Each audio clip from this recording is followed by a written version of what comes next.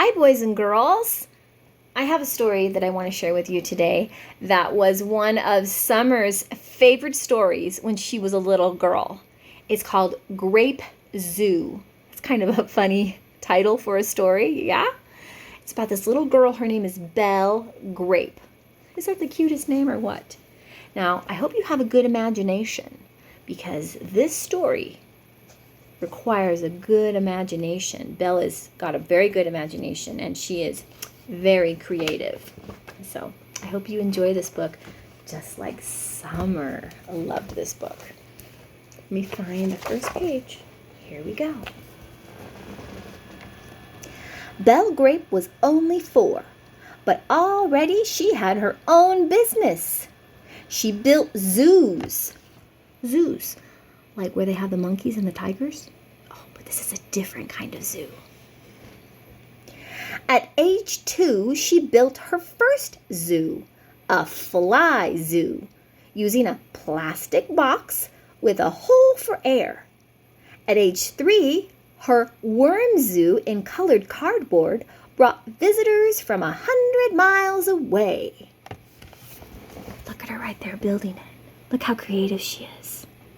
Oh, that's so cool.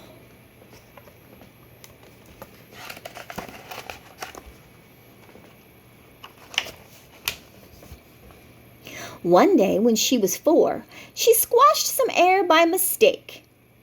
I have discovered how to make air walls, said Belle.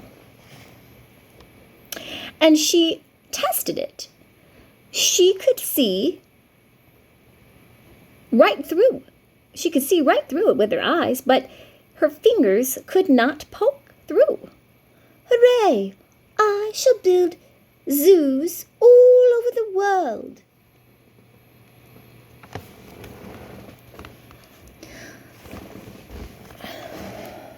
Then Pansy Grape, that's her mom, called her in for lunch.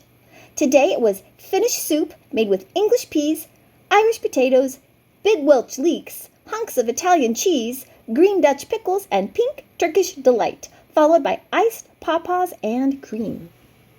Look at her mom. She's wearing the lunch menu on her body. That is hilarious. Mom, I can make walls out of air, she said quietly, spitting a pawpaw seed into her spoon. How, my little sparrow? Asked her mom. She fastened 2 clothespins to her ears and leaned forward, a sure sign that she was listening. Look, I just squash it hard between my hands, like this, Belle said, and she passed her mom a fresh piece of air wall. Whoa, breathed Mrs. Grape, and the clothespins fell onto the floor among some seeds that had missed the spoon. See her mom listening?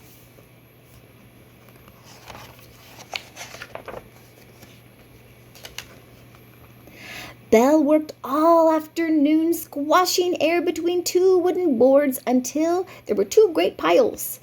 And then she went in for her afternoon snack. I want you to look at this up close. You see how she's building air walls? Out of air. Just air. Huh, that's crazy. Are you using your imagination?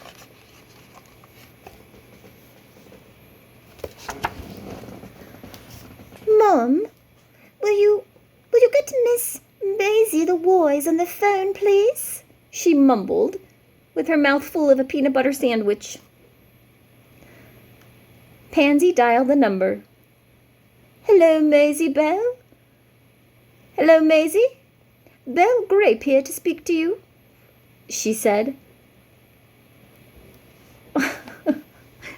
I'm trying to read the book sideways. Let me start that over for you guys, okay? So her mom's getting ready to dial the phone. She says, Hello?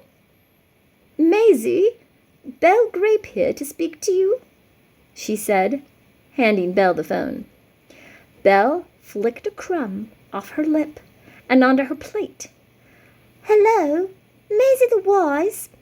Would you like me to build you a worm and fly zoo using air walls? You are the first person that I've asked."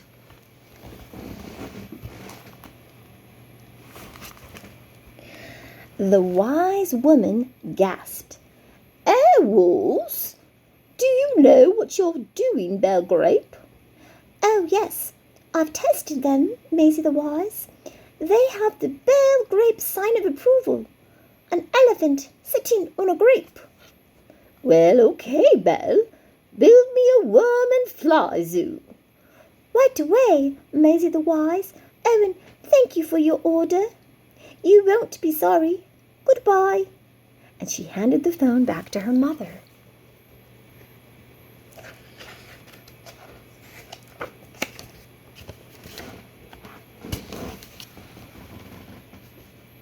"Mom, can I borrow Daddy's truck?" "Well, certainly, dear, but be careful. You know that Daddy hates dents." Mrs. Grape picked some loose breadcrumbs out of the telephone mouthpiece and then hung it up. Belle loaded the truck with air walls, worms, pliers, flies, and some loose fresh air just in case she ran short. Then she drove off at 4 miles per hour because that was her age, sitting up on a plump purple cushion so that she could see where she was going through the window. Do you think your dad would let you drive his truck? Mine would not, for sure.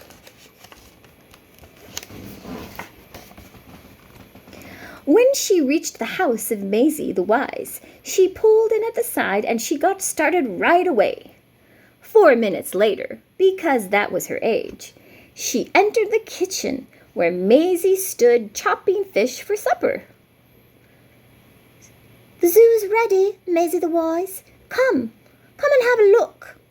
And she led Maisie out by the hand, which was all fishy, to the zoo. Oh, my, what lovely worms and flies!" Maisie exclaimed, her eyes darting about with real pleasure. So right here it says, the Belle Grape sign of approval. And she has a little elephant sitting on a grape. So she's stamping her approval for her air walls. And there is Maisie looking at the air wall. See, she's got flies and worms inside. Yeah, flies and worms inside.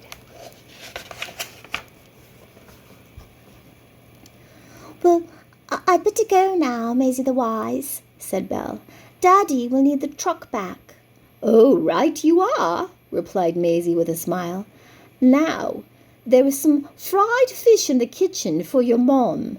It's a new recipe I made up, and of course, here's your fee." "Oh, no, I don't want any money, thank you," whispered Belle with a blush, as they returned to the kitchen and wrapped up the hot fish. "It was an honor." So she is doing that for free. She didn't even want a fee. "Well, in that case," sighed Maisie, "I will give you a medal." She took a big pot lid out of the kitchen drawer. She pushed a hole through it with her finger, and she strung it around Belle's chubby white neck and kissed her on both cheeks. Belle took Maisie by the shoulders, kissed her lips with a loud, wet, smacking sound, bowed, and left the house, her medal clinking. Oh, she must really love Maisie. That's so cute.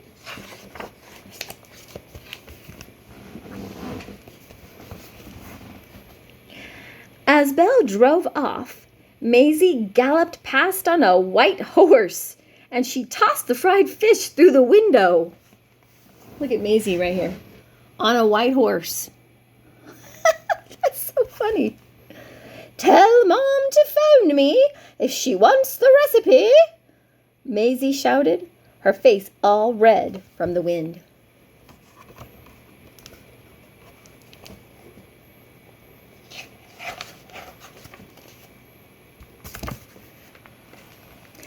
The grapes ate the fish with French fries.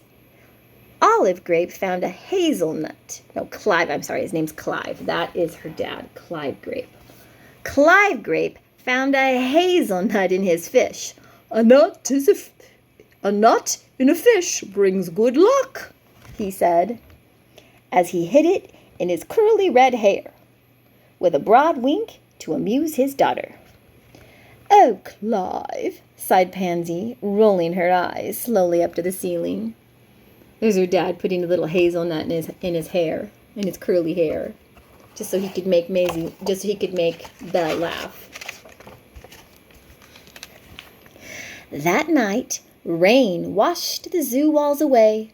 Worms slipped off and the flies crawled into deep cracks. In the morning, Maisie the Wise, looking at where the zoo had been, laughed and laughed. An elephant sitting on a grape? She gasped and she laughed some more, and then she put on the kettle.